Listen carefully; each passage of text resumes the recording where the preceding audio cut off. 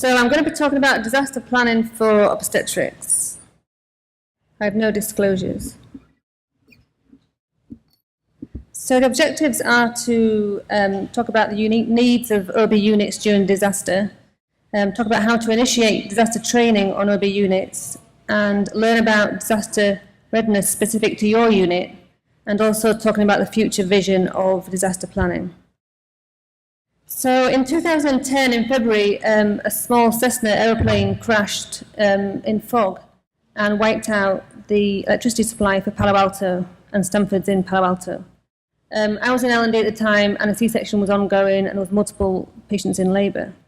So the emergency generator kicked in, but it kind of gave us a wake-up call that are we actually ready for a disaster if it was to happen? And since we live in California, we anticipate that there will be an earthquake at some point in our lifetime. So I was approached by Kay Daniels, one of our obstetricians, to see if I'd like to be on the L&D disaster committee. And initially I thought it was just going to be a few evenings discussing a few bits and bobs. But 4 years later, I'm still involved. And not that I regret it, but just some advice. If you're ever asked to do something, make sure you're aware of what it actually entails before you say yes.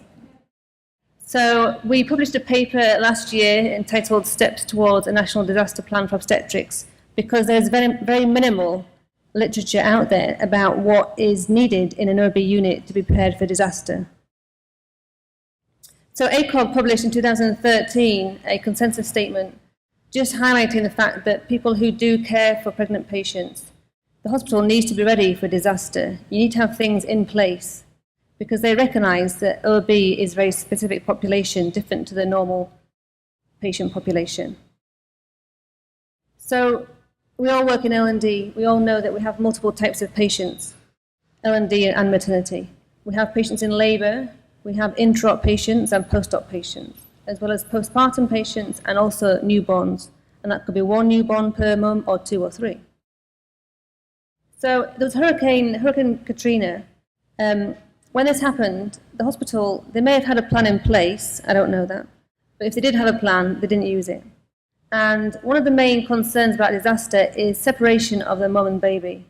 And from this hurricane, the reports of separation of mum and baby up to at least 10 days in some cases, which is a very long time in the lifespan of a newborn baby. So this is just a quote. As I hurtled through space, one thought kept crossing my mind. Every part of this rocket, our hospital, was supplied by the lowest bidder. Now, if you live in California, I hope your hospital is going to withstand an earthquake if there is an earthquake. And we're lucky enough at LPCH and Stanford to be having new facilities built as we speak. And they will be up to date with seismic recommendations. So how to initiate disaster training on our OB unit? Now this talk, we thought about putting these plans in place for earthquake, but really any disaster, man-made or natural, these are relevant to that. So whether you're at risk of having hurricanes, tornadoes, earthquakes, this is relevant to everyone. So we had simulation training. So we had all the participants from L&D, our normal crew, the OBs, the anesthesiologists, nurses, involvement from the Office of Emergency Management and the clerks and techs involved in training. We had a 2-hour session which involved a PowerPoint presentation and then a tabletop simulation and then a debrief and discussion. We covered several different concepts and things that are important, and I've not got time to talk about all these things today, but a few of them we're going to cover. It's not just about evacuating the building. There's so many things to think about which I didn't really have a clue about before I started doing this, because as you can tell from my accent, I'm from the UK and we don't really have many earthquakes in the UK. So each hospital will have a command centre, whether it's a minor disaster or a major disaster. And then each unit is supposed to be self-sufficient. Now we came up with this plan to have different staff members aligned in different roles.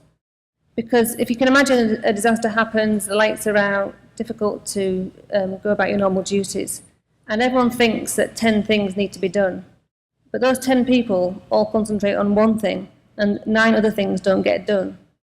So rather than someone verbally delegating the other 9 jobs, we have this structure in place so that 10 people do 10 different jobs, and all the necessary jobs get done. So we have an L&D unit leader who would be the attending obstetrician and the charge nurse. And then we have other roles such as anesthesiologist, techs, and the nurses. And the simulation went through all these different roles. So in our L&D unit, in every unit in the hospital, there is a disaster binder. Now this has been made as a generic binder for hospital patients. But as I've just discussed, we have a very specific population. And we wanted to change our disaster binder and have it specific for OB. So we have emergency boxes of equipment that are specifically for a disaster.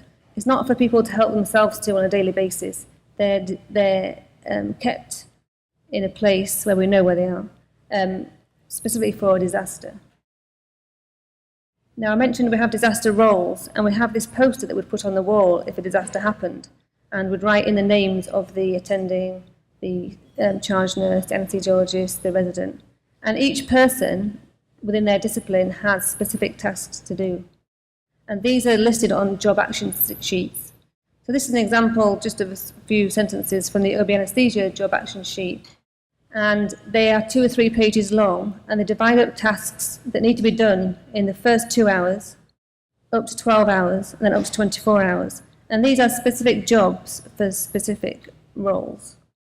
And that way, everyone is aware that everyone's doing their own role, and all the things that need to be done will get done. And during the simulation, we went through all these different roles, so I'm aware of what the OB is doing, the nurses are aware of what I'm doing, so we all know what is being done. So Naila Austin, one of our fellows last year, made a plan of the department and labelled all the rooms. And the idea is that one staff member would go around and check all the rooms to see if they're usable or not usable in terms of damage from fire, from smashed windows, from gas leaks. And it's important for you to know your L&D unit, but not just the L&D unit. How about the hallway outside? Who does that belong to? Does that belong to you or to NICU? The stairwell, does that belong to PICU or to you? So we had the Office of Emergency Medicine come around and tell us exactly which areas are located and belong to us, in terms of looking for relatives, counting numbers of relatives and counting numbers of patients. So we came up with this OB train, which is a triage system to quickly identify and triage patients ready for evacuation if we need to do that. And it was developed off a train that was developed by Dr. Cohen at LPCH, who works in the NICU, and we just adopted it for OB. So the idea is to label a patient in a triage category very quickly and efficiently. So the top column, the column titles talk about the transport that's required to transport the patients. So if a patient can be discharged in their own car, there'll be a blue category. If they need a BLS ambulance, they'll go in a green category. The yellow category is ALS. Now the difference between an ALS ambulance and a BLS ambulance is an ALS ambulance you can be given IV medication. And then the specialised transport would be an ALS ambulance, but with a transport nurse or an MD. Then some patients, it won't be safe to evacuate them if they're going to deliver imminently, and they would be referred to as shelter-in-place patients. Now the rows are labelled as labour status, mobility, epidural status, and maternal and fetal risk. And the idea is this should be a very user-friendly, fast triage system. So here's an example. There's a 26-year-old lady at 40 weeks gestation. She's come in early labour. She would be in this green category. She can ambulate. She's not got an epidural. And she's low risk. So you go by the highest level of triage. So even though she's got three blue boxes, she's got 1 green. So she would be triaged as BLS. And we also have a similar one for postpartum. Now in terms of evacuation, we have this thing called grab and go sheet, which literally means grab and go. So we have these bags, so this is Shirley, one of our nurses, and we have these backpacks ready to go. So the nurses have this list, and they know what needs to be grabbed for when they actually need to go. We don't have these bags fully made up because some things expire, but the nurses are aware of these lists and what they might need. The patients then have a lanyard put around their neck, and they have their triage colour visible, and other pertinent information such as the demographics and labour status. Now, during the simulations, we also demonstrated how to evacuate a patient down stairs. Our L&D is on the second floor, so in a power cut, if the elevators are not working, the escalators don't work, how are you going to get a patient down? So we demonstrated with one of the nurses how a patient should be cocooned in one of these med sleds and transported down the stairs. Now, this might seem a little bit overwhelming, and it's a lot of new information. So how are you going to get started? So we started doing all this these protocols and guidelines and things. And the idea is to disseminate them across regionally, nationally, internationally, whatever is needed. We don't want to keep them just for ourselves at Stanford. So the idea is to enable you access to these tools that you can then use them in your institution. So first of all, anything that's new to an institution, you need a champion, someone who's going to take it on board, going to educate people, going to be the lead, and that can be critical. You need to organise a disaster box with vital equipment, and you need to create a disaster binder if you don't have one already. You need to assign actual disaster roles with the tasks that you think need doing on the job action sheets per specialty, and create what you think is necessary for a grab-and-go bag. And it's also important to have a phone tree, so not everyone obviously is going to be in hospital at the time a disaster occurs, and MDs and nurses who live nearby will be on a phone tree so they could be called in to help if necessary. So the step 3 is to actually begin simulation drills on your L&D unit, and this is for all the personnel. So learning disaster readiness specific to your unit. Now, if a disaster happens, it's important for you to know the first thing is about safety. You need to know about the safety of your staff, the patients, and also visitors. So in L&D we have quite a lot of visitors in the patient rooms or in the visitors' lounge. You need to know how to put out fires if there's a fire. Do you know where your fire extinguishers are located? If there's a gas leak, do you know how to turn off the gas valves? Where are the gas valves? If a patient in room turns on oxygen, you don't want to discontinue their oxygen supply. So you need to know which valves supply which areas of L&D.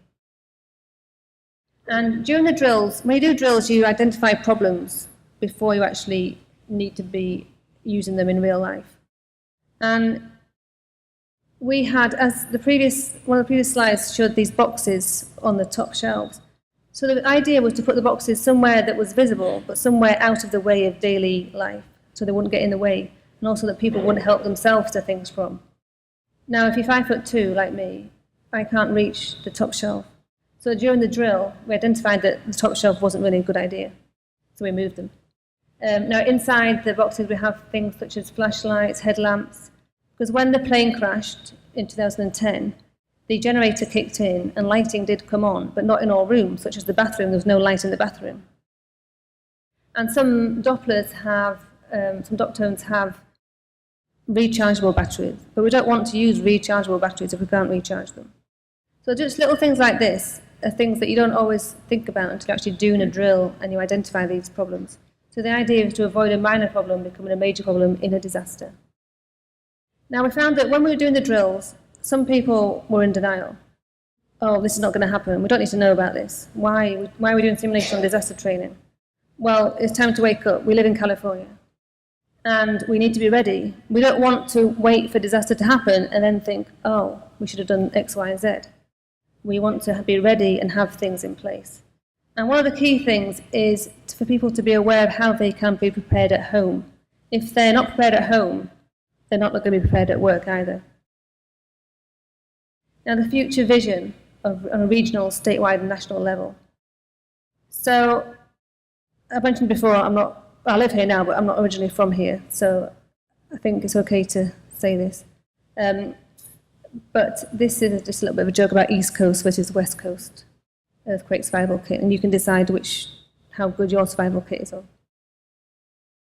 So our disaster tools, which I mentioned, the job action sheets, the department plan, the OB train, they're all accessible to you on our website.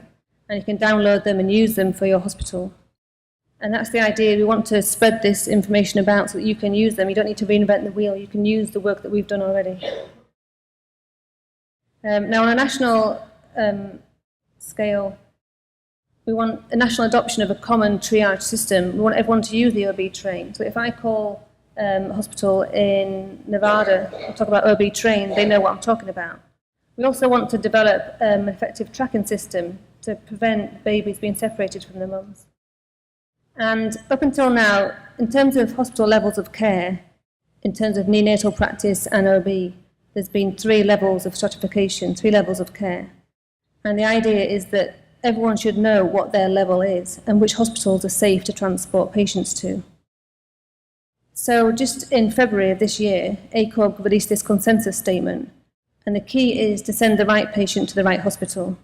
There's no point sending a high-risk patient to a low-risk hospital, and also vice versa. There's no point sending a low-risk patient to a high-risk place and using those valuable resources which may need to be used for high-risk patients. So now there's 5 different levels of care of hospitals. And this is, in California, this is going to be spread statewide, and all hospitals are going to be re-certified into their level of triage. Now, they base the level of hospital on the capabilities of hospital. Is there an ICU? Is there no ICU? Things like that. What type of patients can they manage? Just low risk or high risk? Can they deal with placenta accreta or previa or twins or triplets? And also the type of providers.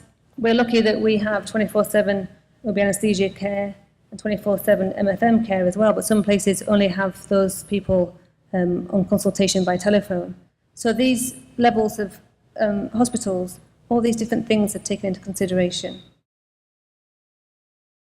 So the idea is this is local hospitals around here, and this is the old system for neonatal and maternal triage system. Now it's a little bit small, but it's not really clear for you to read, but this is based on the 3 different levels of care, and the colours correlate with the OB train. So the red hospitals would get the red patients, yellow, yellow, green, green. So the idea is that if a disaster happens, you know which hospitals you can potentially transfer your patients to. And this is going to be redone because of the 5 different levels now. So it's useful just for you to think about this. Where would you send a patient with XYZ to be best for the mum and for the baby? So like I mentioned before, you can go to the Stanford website and download these documents, and we want to get feedback from you if you do use them, because we're changing them all the time, because anything new, unless they're actually being used, it's difficult to know whether they are appropriate or not appropriate. So if you do download them and you see any mistakes or anything that could be improved, it'd be useful to get that information and we'll change them. Thank you.